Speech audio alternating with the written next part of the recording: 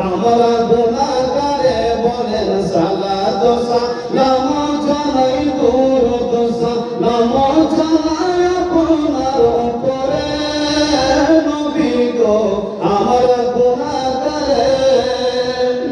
কোরআন শুনেছি আমি ও নবী গুনাহগারের বান্ধব তুমিও বাহ হাদিস পড়ছি আমি ও নবী গুনাহগারের বন্ধু তুমিও